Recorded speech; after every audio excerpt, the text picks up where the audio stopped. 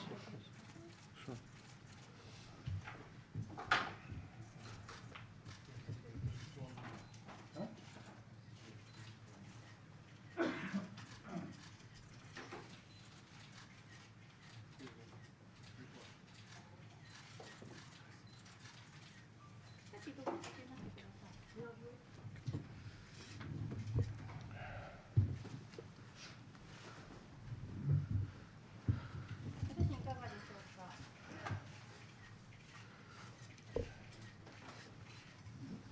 May I ask water without ice? Without ice. Without ice, sure.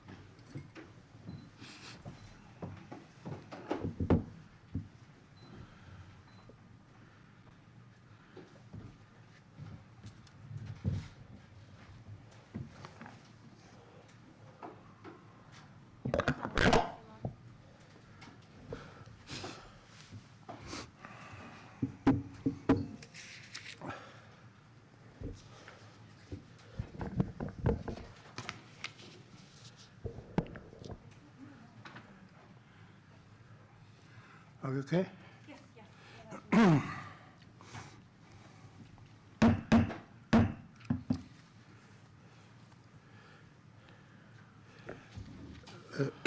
Good morning, ladies and gentlemen. Welcome to the Foreign Correspondent Club of Japan. My name is Pier D'Emilia. I am this club Professional Activities Committee co-chair, and I'm moderating today this important press conference by our guest speaker, Sergiy Korsunsky, Ambassador and Plenipotentiary of Ukraine to Japan. We have already welcomed him a couple of weeks ago, I guess. Yeah, a month ago. 26th of January. A month has already passed. A month ago, and he was talking about the risk of open conflict, a war, in other words, in Ukraine. And I think he was right, because now we are under such a situation. So we, as a Foreign Correspondent Club, we asked him and the Russian ambassador to both come. And actually the Russian ambassador will come in the afternoon at 2 o'clock, so we can have a fair and double point of view of the situation. But let's start with our Ukrainian guest. I guess we don't need to introduce him, and we don't need to update you all, since you are all journalists. You know what is going on, even the latest news.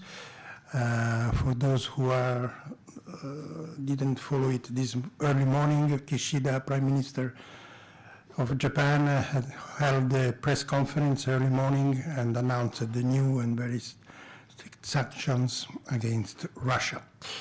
So, Mr. Ambassador, the microphone is yours. Please have your introduction, and then we will start with Q&A from the floor and online.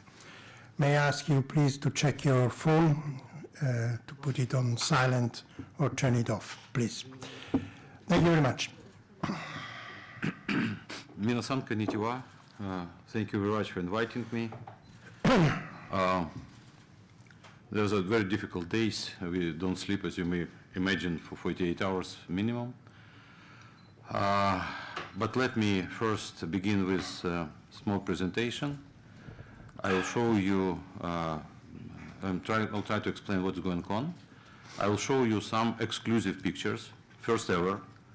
I will tell you at this moment, and if you want, you can then use those pictures. We leave here the file with all of them for your reportage. When you deal with diplomats, normally you expect that they're very, sober people, but it is very difficult to be impartial those days. That is why we begin from, I will show you this very small like movie It's live communications between Russian Navy and our Marines and bodyguards on a very small island. It's like Senkaku, very small one in the Black Sea, where we have had a post. That's a picture. The name of this island, Zmiyny, Snake Island, in translation into English. So that's communication now became a symbol of resistance. Please push the button. Военный корабль. Остров я русский военный корабль. Предлагаю сложить оружие и сдаться. По избежанию кровопролития и неоправданных жертв. В противном случае по вам будет нанесен бомбово-штурмовой удар. Длинный остров. Я русский корабль. Повторяю. Предлагаю сложить оружие, сдаться, иначе по вам будет нанесен удар. Как поняли меня? Прием. Ну все. Или нахуй тоже надо. На всякий случай.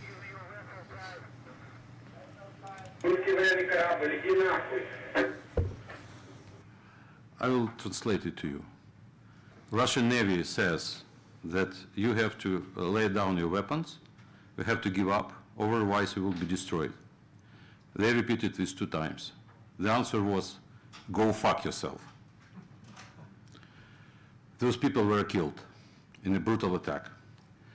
In our tradition, we remember those who were killed with a sign of silence. I would like you to ask you to rise and to remember those people. It's amazing.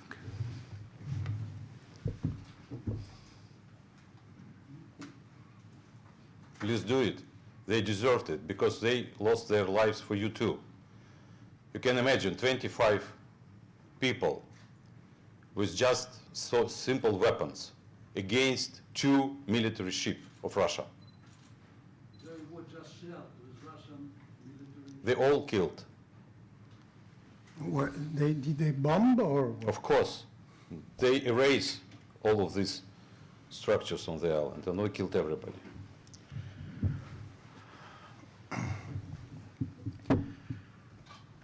And this was when? Yesterday, Yes. this night. This island is like 2,000 kilometers from Donbass. When you'll be listening to Galuzin today, he will, in nice, good Japanese language probably, will tell you that we are not assaulting Ukraine. It is not a war. We're just doing business about Donbass. So let's move forward and I will show you what they're doing in Donbass. This is territory of Ukraine. Those are, what? Next one, yes. This is not all like targets on territory of Ukraine. This is just part of them. This is first targets which were assaulted with cruise missiles. And that was like in 5 a.m. in the morning. People were woke up with the sound of coming missiles. They bombed first all military installations, airports, all military units. They have had in their, as their targets. Later on, they began to bomb civil installments. But that is important map because the next one will show you where is Donbass actually. That is Donbass. You see dark side, that is, which is now, it was before 21st of February, it was occupied territory. And you see the whole administrative part, two administrative regions of Ukraine we call Donbass together, that's Donetsk and Lugansk regions. And that is another OSCE map showing the separation line where they, prior to invasion, prior to 31st of February, they were targeting civil installments and our forces on this border purposefully to create casus belli. when they realized that we are not responding, there is none, they began a very big attack, information attack, disinformation attack, resulted in this chain of events. As we understand now, it was well prepared long ago, minimum for 3 months. They were carefully crafting what is going on today. So imagine those 3 months, enormous diplomatic activities, summits, discussions, visits, President Macron, Chancellor of Germany, so many dignitaries in Moscow trying to talk to Putin and try to find a solution. At that time, Putin already had all this on his table. He was already prepared for an attack.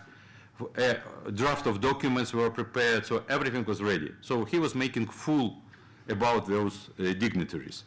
So that's, they call Donbass, but I show you the map, another map, that targets are on the whole territory of Ukraine. So that is where invasion began, from those I don't know how, base places, from 3 sides, including Belarus. So it was the minimum problem we have had in Donbass, because that was the strongest line of defense against Russian forces. They knew it. That is why they began to attack us from all other sides, because the defense there was a little bit weaker. For example, on this separation line there are minefields to prevent unexpected attacks, and those minefields set by both sides. So on other part of Ukraine, of course, we do not have minefields, so you can attack at your will. So that's where they began. I would like to draw your attention specifically and purposefully. Months ago, I told you all about the danger of nuclear infrastructure in our territory. And now the worst we expected happened. They seized Chernobyl nuclear power plant. We don't have control of the Chernobyl nuclear power plant. All guards and all personnel is arrested and kept as hostages. I will show you pictures about that. Let's go forward. So that's how it began. That is Chernobyl. You see the map. Where is Chernobyl? You see it's very close to Belarus and Russia. It's like actually there is a small city where people who are working on Chernobyl nuclear power plant lives. The train which carries them to work and home goes through Belarusian territory, because that's geography. So it's so close. So they can do it easily without any problems, and they did it. On the left down corner, that's picture of 1986. That's a picture that's real from data developed after so many years after Chernobyl. So you see what happened when Chernobyl happened. What kind of contamination covered Europe. It was not just for Ukraine, it was not just for Russia and Belarus. First, Chernobyl reported from Sweden. It was reported that far as Scotland. So now, the world, that's literally the world, because this Chernobyl problem, it's immense. Soviet Union did almost nothing to cope with the consequences. When we became independent, Russia said, good luck, Ukraine. We are no more responsible for this Chernobyl issue, and you can do now on your own. In those 30 years, EBRD, special account, special fund was created, assembly of donors at the European Bank of Reconstruction and Development to cover problems related to Chernobyl. Tens of billions of dollars, that was price tag on this. The latest one, construction, which covers reactor number 4, $1.8 billion. Belgium-French consortium constructed this arc I was personal representative of the Ukrainian government on the final stage of negotiations between the project management and this consortium. So I know every small detail about the project. This is immensely difficult, technologically savvy construction, because you have to construct it over a reactor which has enormous radioactive level. It has 1,000 times higher than Fukushima. And you have to construct it, and it must be operational, and some equipment must be operational inside, because what you have inside, immense mass of melted, highly enriched uranium with concrete and metal. This mass, nobody knows what is going on inside. We have spent 30 years and tens of billions of dollars to put special equipment, special monitoring system inside this concrete. It's massive, it's huge, to monitor, because it's hot. Which, when you touch it, it is hot. So the reaction is inside, and nobody knows what will happen. The purpose of the project was to cut it into pieces to avoid chain reaction and nuclear explosion. And we were just at the beginning of doing this. And now you have special operation forces. Next slide, please. Oh, sorry, this is not. It will be later. Special operation forces of Russian Federation seized this Chernobyl nuclear power plant. They have absolutely no idea how to monitor it and how to manage it. That could be disaster of epic scale. That's I warn you, and I want you to report this. As we told you many times, they must be stopped now. It's not tomorrow, not in 3 months, not in a week. Tomorrow, now, because every hour that may happen. When it is our responsibility, we are responsible. But now we cannot control this. So, please, next slide. That is pictures. Again, probably Ambassador of Russia will tell you about Donbass again. Those pictures are from, you see, Radio Liberty, and another one, this is Kyiv. Many of you have been to Kyiv. They saw this church on the water, very famous, and you see smoke. I drive along this road every day when I'm in Kyiv. It's just between my work and my home. So I know where they hit with the missile. This is Kyiv, this is Podil, this is center of Kyiv. Other part of pictures, you see ballistic, you see cruise missile, and this is what left from this cruise missile, which arrived again right in the center of Kyiv. We do have, you know, police stations in Kyiv. We do have National Guard stations in Kyiv. Yes, this is normal. So they attack all this. Doesn't matter that those are just modern small buildings around, encircled with residential areas, and they hit them with cruise missiles, caliber. So that is Russian face. That is Donbass. That is how they care about people in Ukraine as this creature, I can't call him President of Russia, say towards Ukrainian people. Next slide, please. That is prisoner of war. We began taking Russians as prisoners. So this one, you see an officer. We have dozens of them. I'll show you another picture. That is one of them. And then he's questioned by our military. He said, we didn't kill you. I mean, we were not told that we are going to kill you. We were just for reconnaissance mission. You know what? And you see the CNN correspondent, Christian Amanpour, your colleague, reported, this is live. He's looking at Russian soldier in outskirts of Kyiv. It's not center of Kyiv, but in some areas around Kyiv, 30 kilometers around, there is an airport, Hostomel. You know probably Antonov trademark, airplanes. You know Mriya. That's where Mriya lives. Home of Mriya, that's Antonov plant and Hostomel airport, which is very close to Kyiv. That's, this night, there was 42 helicopters, 200 Russian troops trying to seize this airport. For what?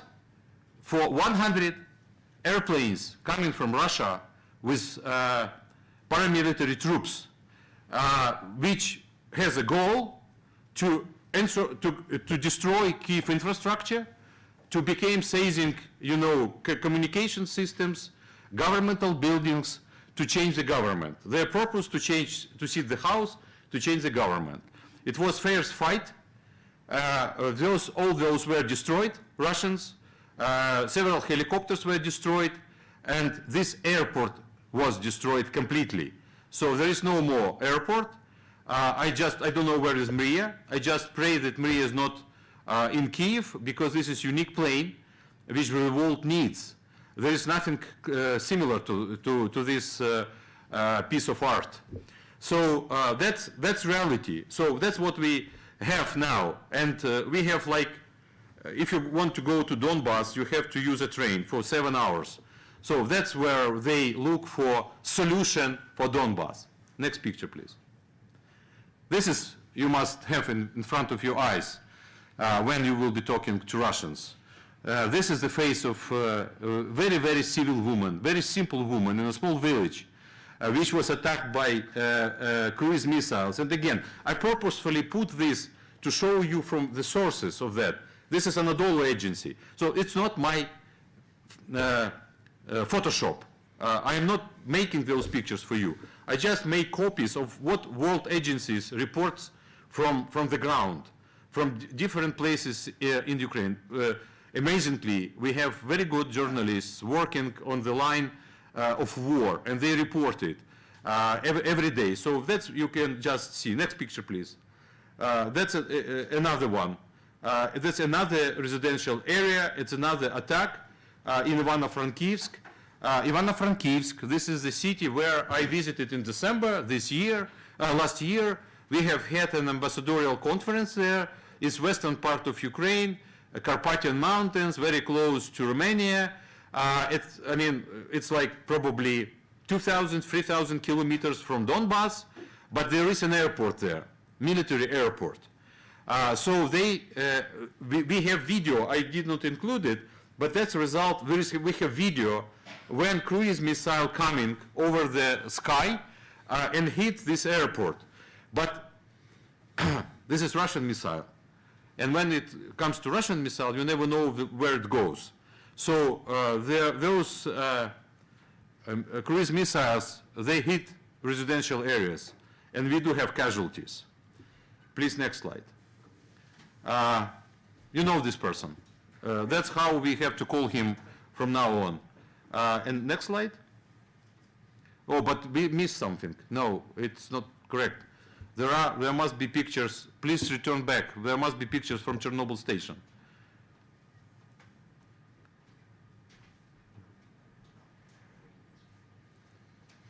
Back. Strange. Possible. I think you made your Sorry, point. no, but that's important. They must be there. Okay. Nevertheless, why it is important to show you those pictures? I will check now why they're not there. You see military units and vehicles without insignia. Exactly Crimean scenario. So, military vehicle without plates with Z on it. That's the same Z they put on tanks. Military units in military uniform with red tape. And again, I have pictures that I don't know where they disappeared. It's very strange. When we caught, but on my Twitter you can find those pictures easily.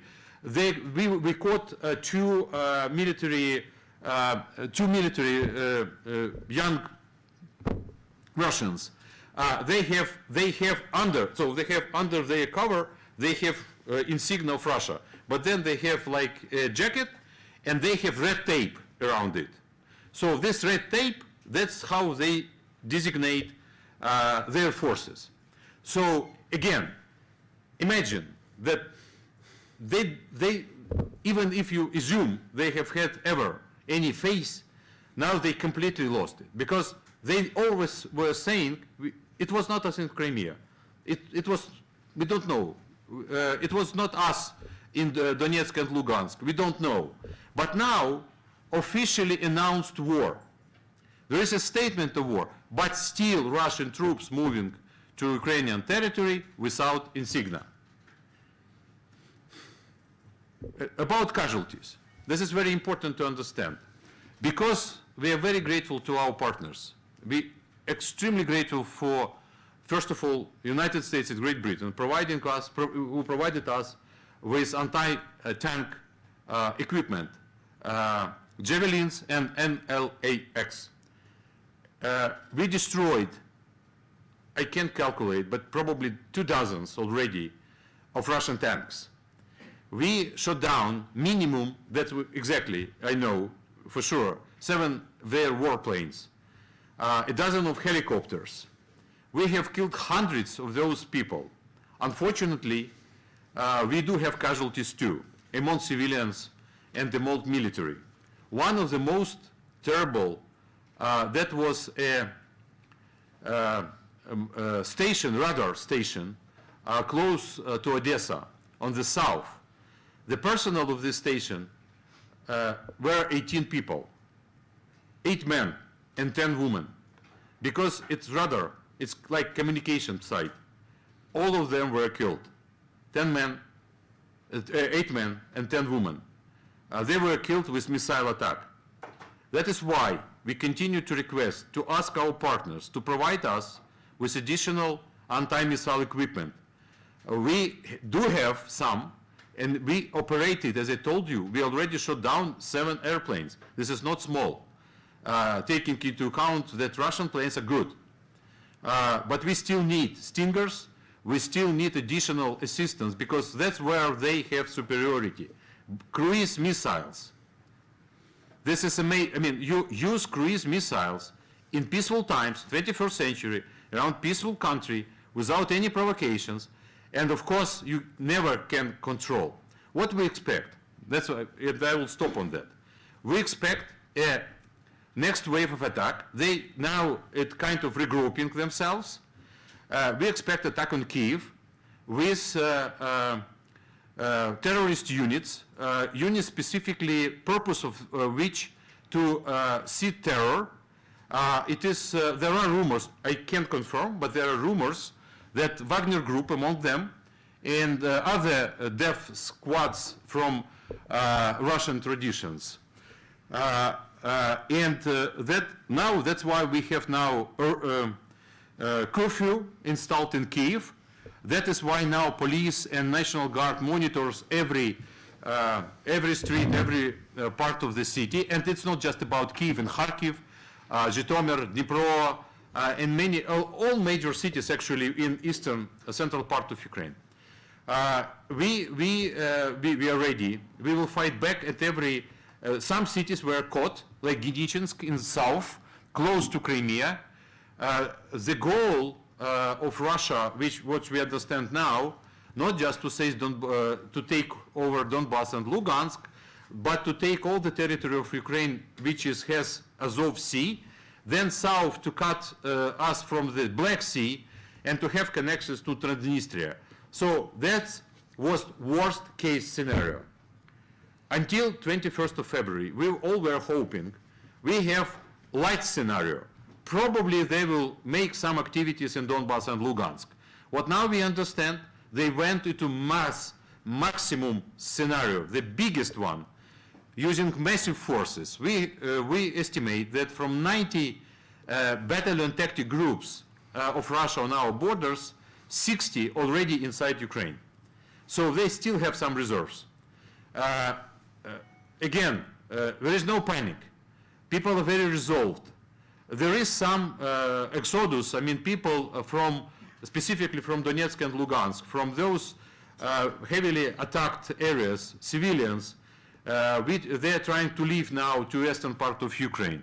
So we have already unfolding refugee crisis. But it's too early to say.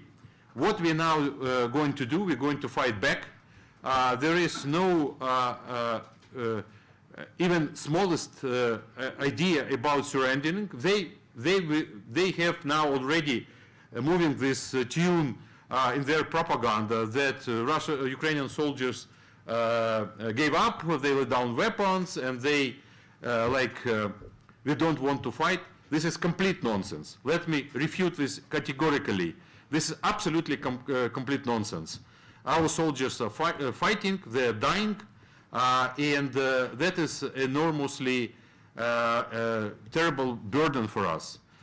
We ask all our partners to stop this, to impose as harsh sanctions as possible, to prevent a catastrophe of scale unseen since Second World War.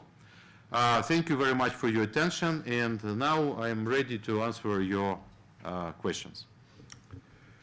Thank you, Ambassador. Thank you very much.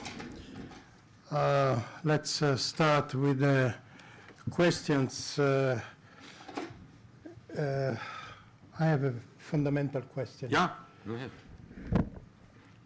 What do you expect from the United States and the European allies? A military intervention? At this point, we expect supply of additional ammunition for air defense. We already very well equipped to protect us against tanks, and it works. We have very good equipment supplied by Turkey, Bayraktar unmanned vehicles, UAV, and they are very effective. We already used it. I saw pictures how they were used. It's amazing. But we have no protection against cruise missiles. So that's what we expect. That's number one. Number two, we expect right now, not deliberating again, not deliberations, not in a week, not in a month, but right now to establish as harsh sanctions as possible. We must remove this villain from Kremlin. This is absolutely unacceptable that one person created such a crisis for no reason. He must be stopped. We are not fighting against Russian nation. We are fighting against regime which is anti-human. That's the subject. So that is why we expect. We know already. I talked yesterday to 28 ambassadors of the European Union and in the EU ambassador herself. And I understand that the EU is very well prepared. They already announced some sanctions, and the United States too. Very harsh sanctions from the Great Britain. That's very, very important. And we want them to go even further. Thank you. Okay, let's start, Greg.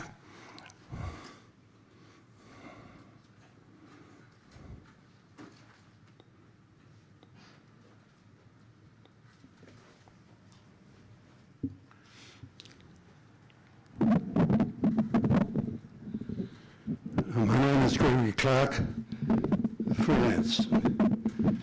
I have visited your country several times, and I have great sympathy for what is happening.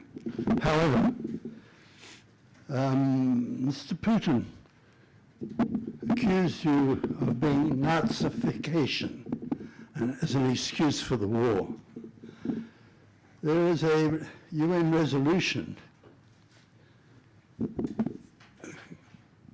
concerning glorification of Nazism, neo-Nazism, and other practices that contribute to the fueling contemporary forms of racism, racial discrimination, etc., etc.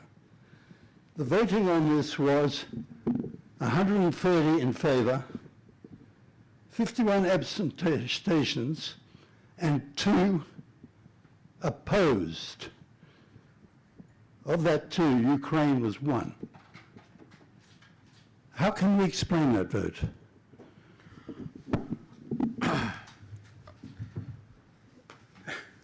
I cannot give you details about this resolution.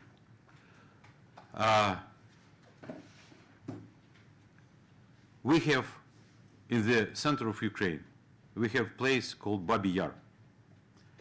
This Babi Yar is a graveyard of more than 100,000 people, Jews, Russian, Ukrainians, many nations.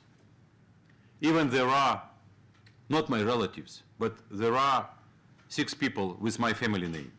I have no idea who they were, but my family name.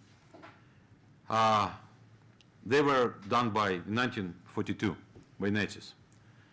We lost 8 million people in the Second World War. To accuse Ukraine for Nazism, this is, from my point of view, the crime itself. We do have right movements, as anywhere else. Those right movements, there are several organizations with specific vision of policy. They together got 1% on 2 recent elections.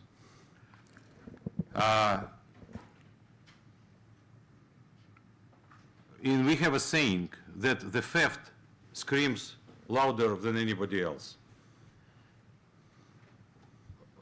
There are pictures, and you probably know them better than me, of 1939, 40, 41, when Soviet army and Nazis has held parades, shaking hands. I can share with you, if you don't have it, Pravda, Gazeta Pravda, Pravda newspaper picture. Hitler sent his greetings to Stalin, incursion assassination. This is completely ridiculous. We have nothing to do with that. We have very vibrant Jewish community. We have open society. And if we have some people who keep their vision as right movements, has nothing to do with Nazism. Mr. Putin constantly pushes that. That's because it's his own country. There are dozens of real Nazi organizations, people of black collar, people from Central Asia are being killed on a routine basis in underground Moscow, on streets of Moscow. And that is all very well reported and known.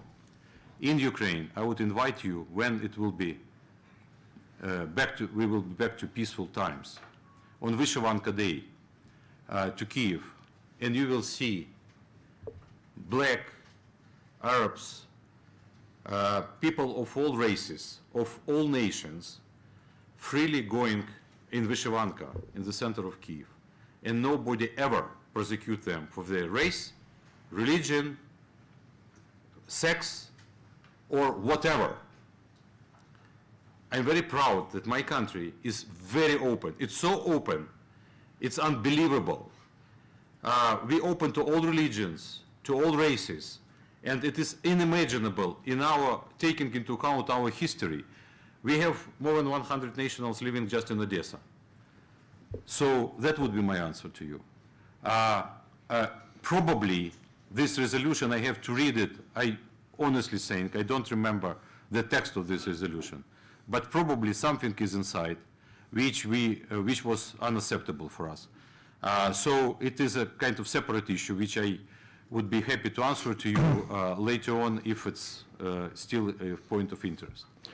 Ambassador, talking about this, in 2014 there were some very bad fire. uploads. Yes. Yeah, 50 people died, yes. And those are, if I well remember, Russians. No, they were not Russians. No? No. Most of them? really? That was so look, in 2014 in many cities of Ukraine, Kharkiv included, Dnipro included, Odessa included. You remember Novorossiya idea. So that was all part of eastern part of Ukraine, Project Novorossiya, created by Surkov and people like around him. And that was an idea that if pro-Russian people in those cities will make a kind of uprising, a kind of demonstrations, they will seize local government buildings and police stations. They will be armed then, and they will make like revolution. They succeeded in Donetsk and Lugansk. That is why Donetsk and Lugansk were occupied later. But they were completely subdued in Kharkiv, in Dnipro, and in Odessa. And in Odessa, it was an attempt to put these pro-Russian forces into power. It was a heavy fight between pro-Ukrainian youth and pro-Russian people. That resulted in a huge tragedy, which is tragedy for all Odessa. And you will see people remembering it, because it's, if you know spirit of Odessa, it's very light, it's humorous, they're people very hospitable. And for them, that was terrible tragedy, but has nothing to do with whether they were Russians or not Russians. That was an attempt to overthrew the government, local government in Odessa, and it was a heavy fight, resulted in casualties. But we blame, of course, those pro-Russian forces. It's 100% their fault. Thank you. Who's next? Jim Bozon.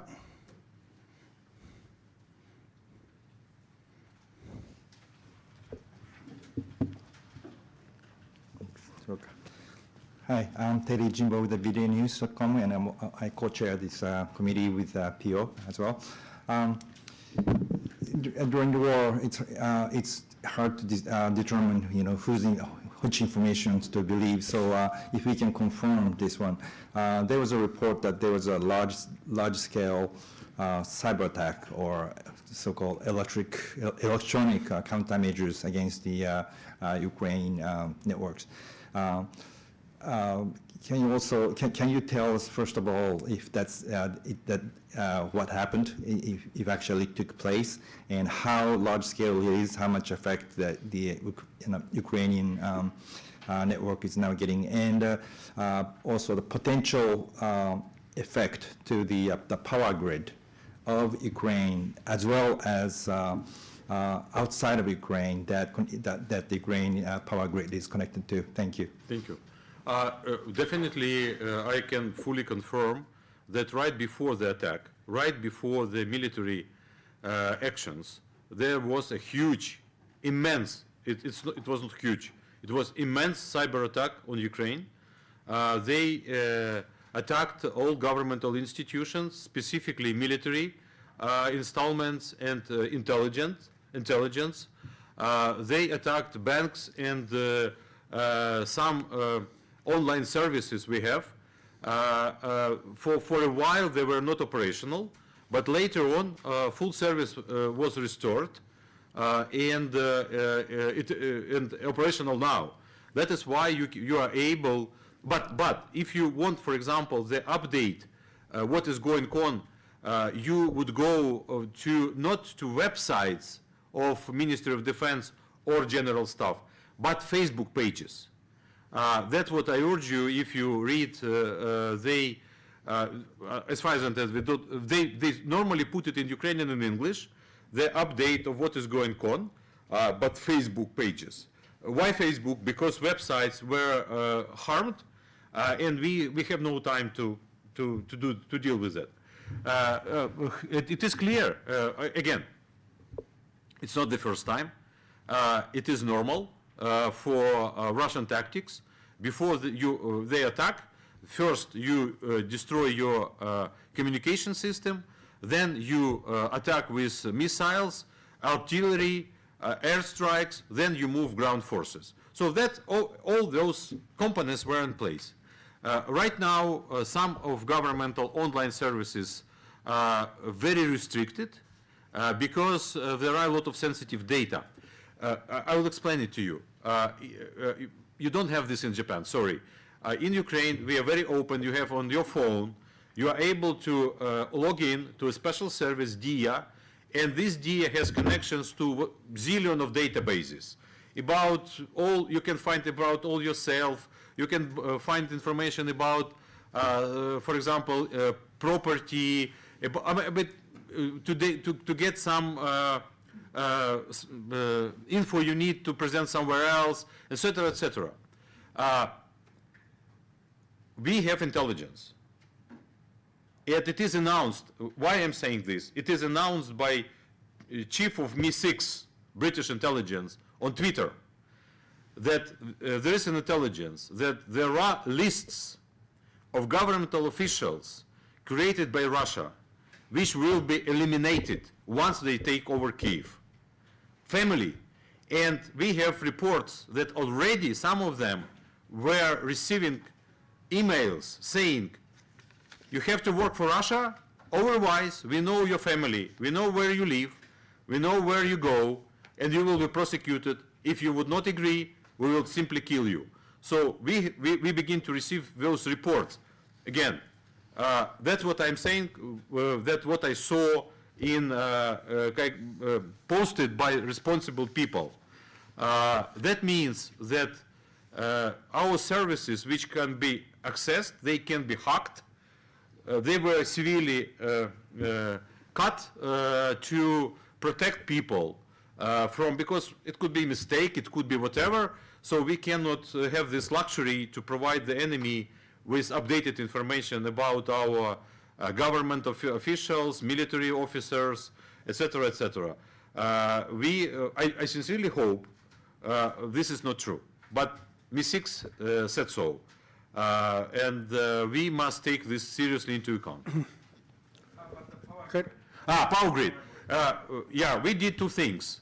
First, we disconnected diplomatically from Russia, so we cease our diplomatic relations with Russia. This is number one. And number two, we cut our electrical connections to Russia, because always the electrical grid of Ukraine was connected to Belarus and Russia. That was for technical purposes, not because we need them, but because that's how electricity system works. We signed an agreement with the European Union to connect to European grids. And those days, we disconnected from Russia, and we tried to maintain our electrical grid operational, being connected to European system. It is hard, because part of our half of our electricity is generated by nuclear power plants. So if they are stopped or they are attacked, it could be consequences. But we try to do whatever possible. Our emergency services, they're working very hard to maintain system operational. Thank you. Karim?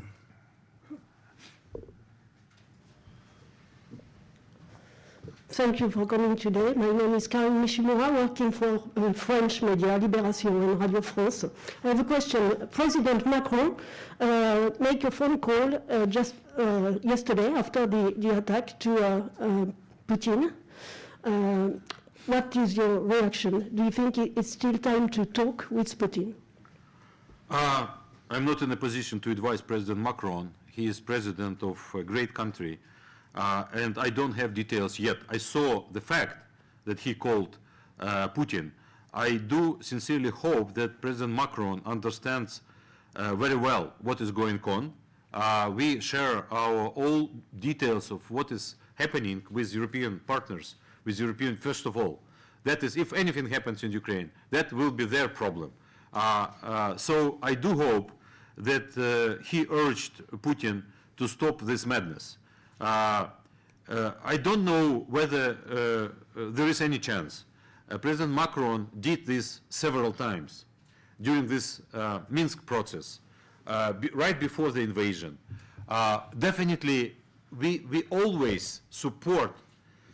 You probably know that even right before the invasion, President Zelensky made another statement that he called Putin. I mean, it's a recent message.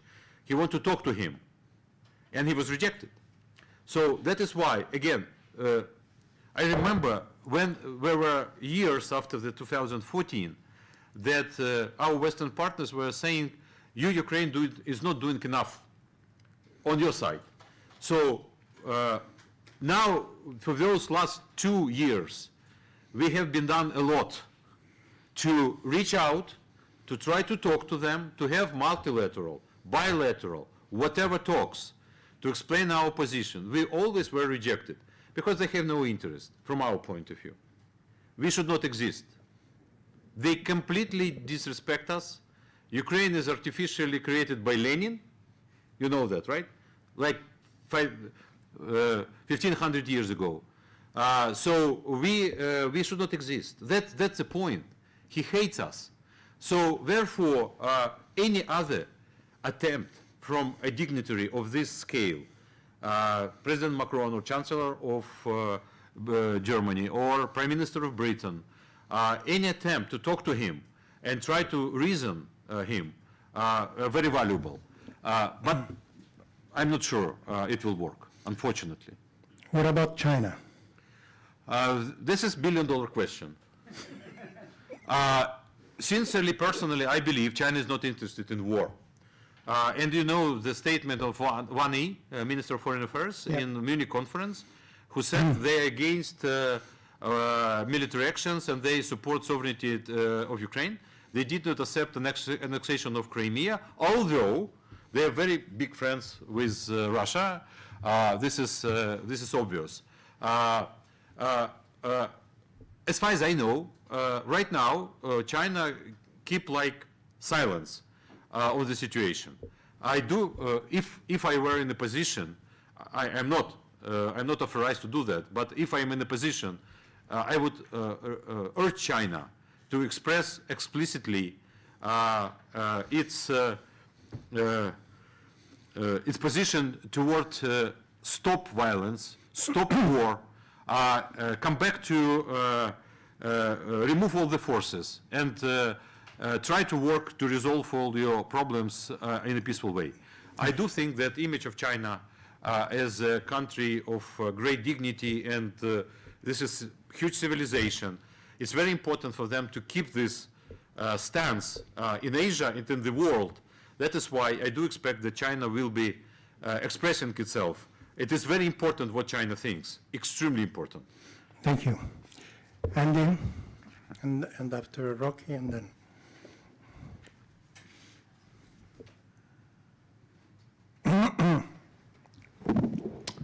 Hi, I'm Andy Sharp from Nikkei Asia. Two very short questions. First question, what does the Ukrainian government want from NATO exactly? What will really Membership. help? Pardon? Membership. Okay, well, please explain that. And also, you mentioned China yesterday. So you mentioned China just now. China yesterday, the foreign ministry spokesman denied it was an invasion. This kind of language surely does not help the Ukrainian situation. Can you expand on your thoughts, please? But again, with NATO, you know, it is very simple and clear. What we understand now, and the more we have war coming, the more we understand. If we are part of NATO, there would be no war. It is axiom. This is very simple. That is why we were, I mean, I don't want to waste your time remembering your history, but first attempt to claim Crimea was done in 2003. Tuzla problem. Many of you may remember, they began to construct a dump toward the Tuzla island and then actually to cut Azov Sea. But that was the path toward Crimea. And they were always claiming, with Putin in power, it was not with Yeltsin, but with Putin, it was always that they were saying something on Crimea. But we just thought it is impossible because we have agreements ratified by both parliaments. We have a zillion times confirmed by Russia about the guarantees to territorial integrity and sovereignty of Ukraine.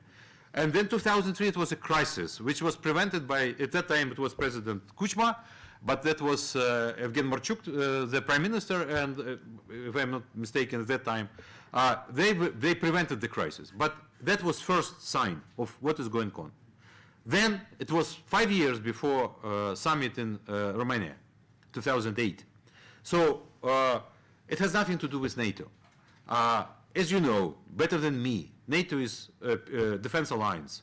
As you know, they were protesting against what? Radar in Romania? Radar? Seriously? So you install Iskanders in Kaliningrad and you question radar in Romania? But that's kind of Russian logic. That is why we're not talking about our right, sovereign right, to choose which alliance to join. We have choice from Putin point of view. ODKB, so New Warsaw Pact, Bishkek Agreement, actually, they call it, or NATO. If, just a question, if we, just imagine for a microsecond, we will apply for membership in Bishkek Agreement, would they be against it? So that's normal, that's okay. That's because Russia would say, good guy, good boy, okay, come, we will embrace you. That is good. So they can create alliances, we cannot, yes? So there is no logic. There is no brain, there is no logic. We want to choose, and we have chosen. And from NATO now, we want membership. We understand all the details, trust me, better than anybody else. We understand all the technical problems, all the military reform needed. We all know this very well. But we believe that there is no country in the world which can protect itself by itself. Ukraine is not an exclusion. As you know, Switzerland is a special case, but other countries, they must have some kind of affiliation, they have like special arrangements which are not part of NATO. But still, with this invasion, you know, even Finland and Norway began to talk about this. So we stay on this path. We want to be part of NATO. And what would you like NATO to do right now?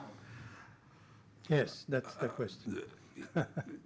You know, but you know, how it may look funny question, but actually we cannot ask NATO about anything. We can ask NATO to help us, but we understand we are not part of this Article 5.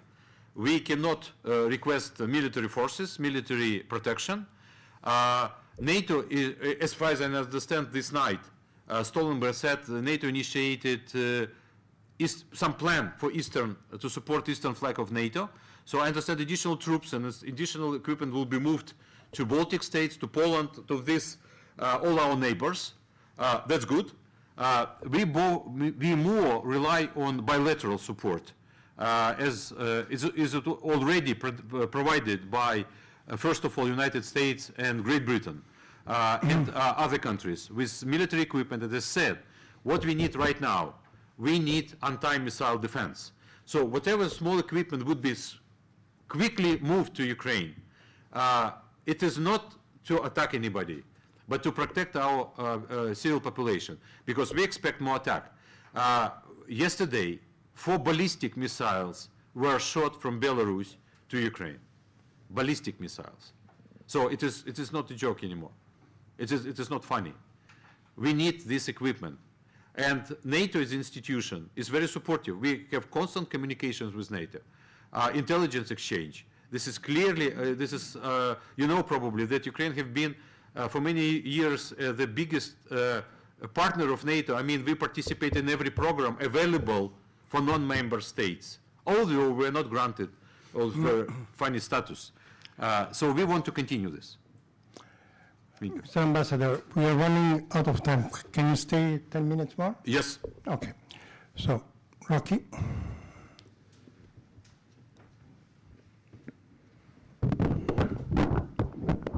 Rocky Swift at Reuters.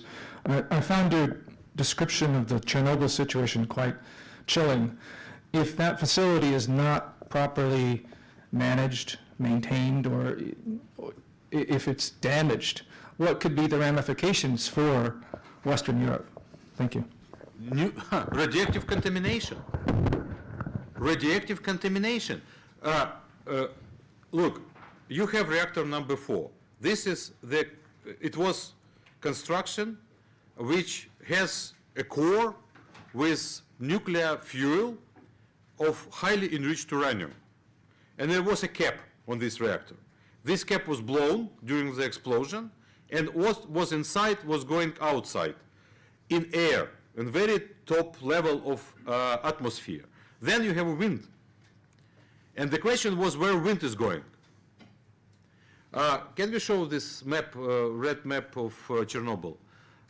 Wind was blowing to north, That is why we still have contaminated part of Ukraine, Belarus, and Russia. And on those territories, we still have contaminated land, still uninhabited, still unused for agriculture, because you can find hot particles, we call that, actually small parts of, actually very small parts of highly enriched uranium. So that is the problem. We don't know what may happen. Now, idea was we have to cover it, because if you begin to disassemble this mass inside the reactor number 4, you will have dust, radioactive dust going to air. That is why ARC was designed to completely cover this reactor. So look at this picture. You see this Chernobyl, and you see where is in Russia contaminated spot. That's because wind was blowing to this direction. If wind at that time would be to south, Kyiv would not be exist at that time. I spent every day of Chernobyl in Kyiv. City was empty. We evacuated all women, all children, and some men. So we were, I mean, I was young. I was not in a position to leave my job. So we stayed in Kyiv. So I remember empty city of 3 million people. That's because wind was blowing to the north. If wind would be blowing to different direction, that will be huge consequences. But in smaller scale, you see this left down picture. In smaller scale, contamination reached as far as Turkey, as Western Europe. And it was registered in Scotland, in Sweden, first. So that is, we don't know what may happen if they destroy this ark.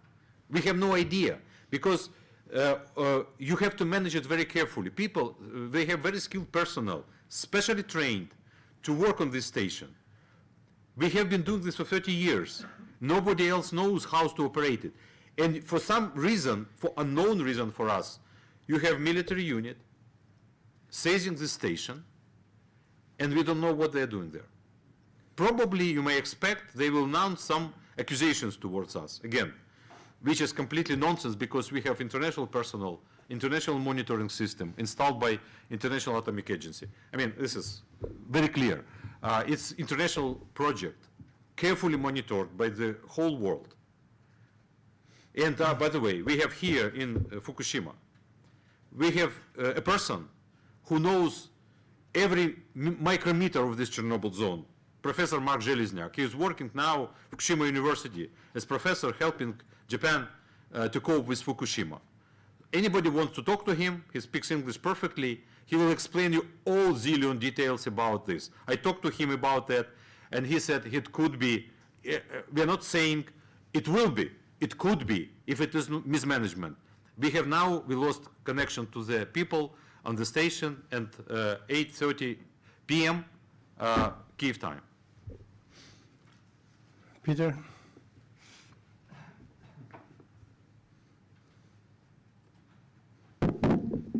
It's Peter Langan of the South China Morning Post. Excuse me. I'd like to bring the question back to China again. Yes.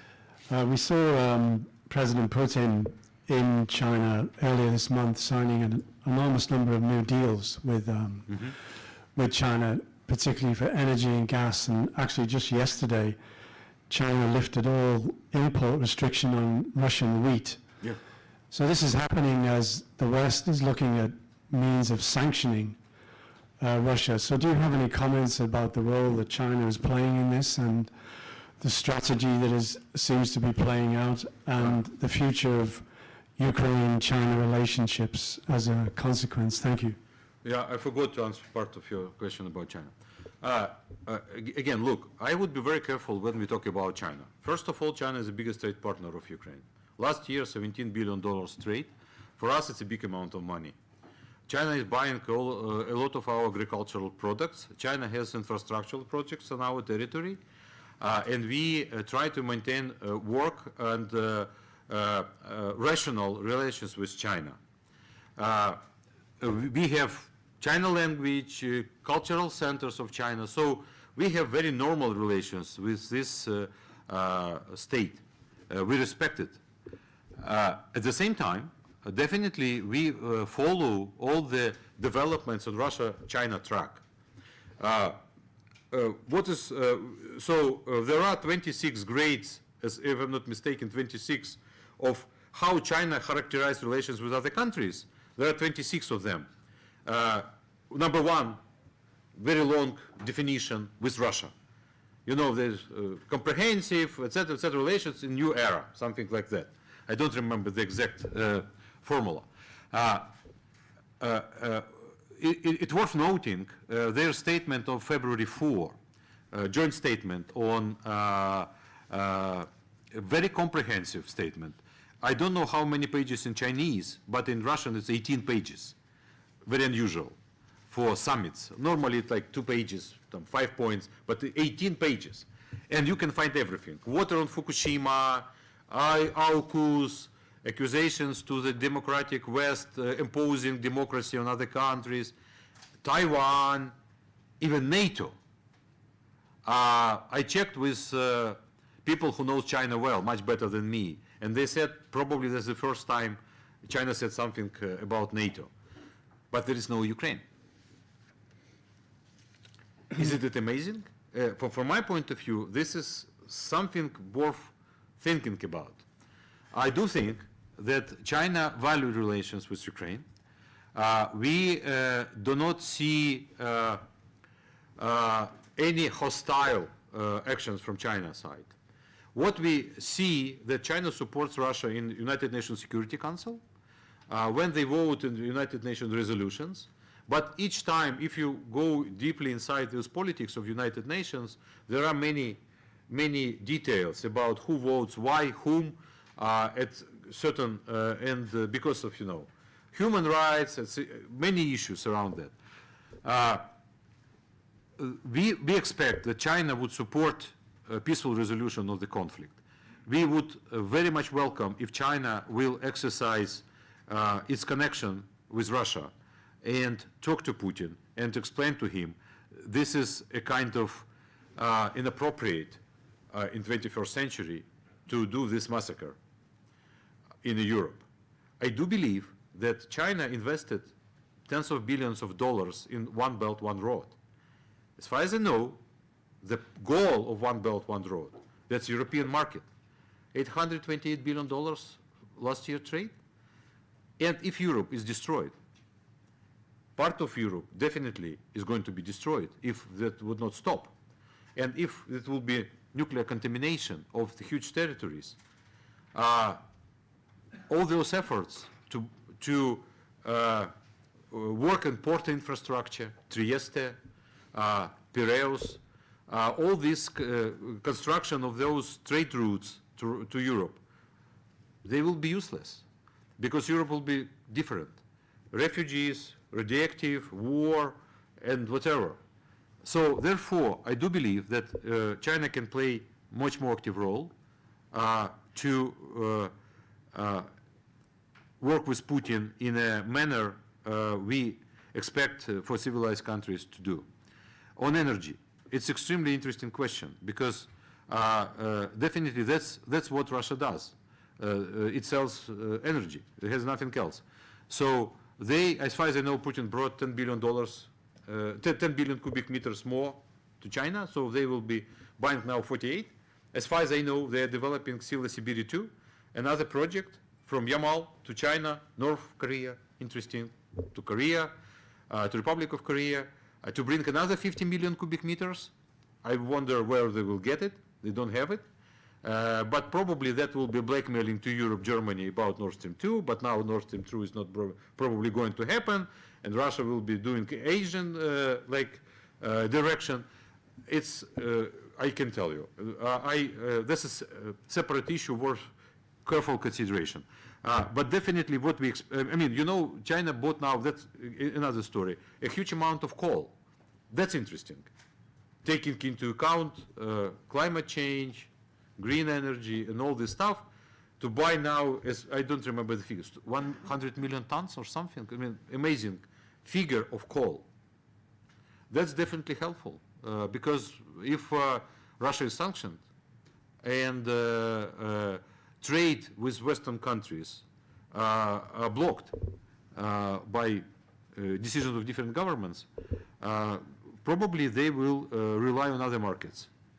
But that's worth separate consideration. We must see what is going on in reality. We cannot avoid the situation when China is the biggest trade partner for 120 countries. For United States, for Japan too, and for Germany. So this is monster, this is super state. And we have to take care and talk to them in this capacity. And this capacity has many layers. So it is more complicated. And finally, sorry, but I have to say this. I'm very careful about statements from China, because I do think we must read them in Chinese. Normally, we see it in translation, but taking into account very specific language. Probably we must be very careful when they estimate what they say. We must be very careful of what was said and how it was interpreted. That is why I try not to pay that much attention to exact wording. I do expect that they have complex of interests, not just one interest or very simple interest. There are many considerations inside the Chinese policy, internal and external. Sorry, but Yes, Ambassador. Important just question. to update you all, I just saw on the South China Morning Post that China has abolished all restrictions of grain. grain, yes, import it just export. was, Yes. yeah. All right. Then I have the last two questions from the online. There are colleagues that are following this online. One comes from Ilgin Yorulmaz of BBC World Turkish Service. Ukraine has asked Turkey to revoke the 1936 Montreux Conference Convents, yeah. and close both Bosphorus and Dardanelles Strait to Russian ships. Can you clarify the reason for your government to do this? Well, Yes, the Bosphorus and Dardanelles, so those Turkish straits, we call it simply. You know, I was ambassador to Turkey for 8 years, so that is like what I love, Your bread. my beloved convention. The Montreux Convention, there are, if I'm not mistaken, 15 countries, like Britain too. All this 1936 story. Convention managed the traffic in Bosphorus. Bosphorus is a very complicated place. It's very narrow, it's 7 turns, some of them like 90 degrees. To manage the traffic, specifically right now, every day, you have 4,000 ships coming through Bosphorus. A lot of oil is being exported through Bosphorus. To manage the system, they have installed special equipment developed by Northrop Grumman. And they, like now, work like in operational mode. One day, part of the day one direction, then part of the day another direction, because they don't want to have collusion in the Bosphorus. But what is the problem with Montreux Convention when it comes to military ships? Military. Turkey has no right to not to allow passage of military ship through Bosphorus. The country which would like to do that just inform Turkey about that there will be military ship. The only problem is that if you move a submarine, that Russia did actually now. They have submarines now in Black Sea. They should be on a floating position, so not on underflow. They must go, because Bosphorus is 60 meters depth, very, very shallow. The point is that Montreux Convention says that only restricted tonnage of military ships of non-littoral states could stay in the Black Sea and until 21 days. So that means, for example, if British destroyer would like to enter Bosphorus, it can do that if it's proper amount of this tonnage of the ship, but can stay only 21 days and must withdraw. That is why during all those 8 years we have rotational bases. We have US ship, then French ship, then British ship, then Germany ship, and they come and end, and so they visit Bulgaria, Romania, Ukraine, because it's NATO states, Turkey, and that is rotational basis. That is that is a kind of restriction on heavy presence of Navy from other countries in Black Sea, NATO countries. If Montreal Convention is abandoned for some reason, NATO would be able to bring fleet to the Black Sea and counter Black Sea fleet of Russia. Right now, what Russia did, actually it plays Russian Sea, Black Sea. So they now block huge territory, right before invasion, they block huge territory of Black Sea for military exercises. So that is the substance, the point. But I do remember very well, we talked to Turkey many years about LNG, possible LNG passage through the Bosphorus. And Turkey was they were always saying, this is very dangerous. It is true, it is dangerous. If there is an accident with LNG, that could be an explosion. You have to be very careful with those tankers. So, but when we were talking about this, I remember position of Ambassador of Russia to Turkey.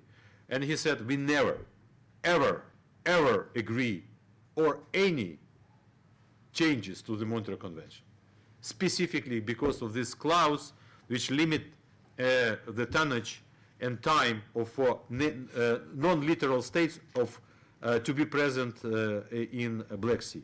That is the problem. So of course we would love to have this convention changed and to allow our partners to exercise much more support from the sea, from Navy to us. Thank you. Now the last question from Khaldun Kazari, who is a former president of this club. He works for Pan Orient News. There are some reports in the Middle East that say your president has also Israeli citizenship. What is your comment? He's Ukrainian citizen. That's full stop. No second citizenship? No second citizenship. Okay. Thank you very much, Ambassador, and hope to see you again at the end of this. After victory. Well, at the end of the After our victory. situation. Thank you very much. Thank you very much. Oh, by the way, Thank you. hold on, please. I just got an interesting news.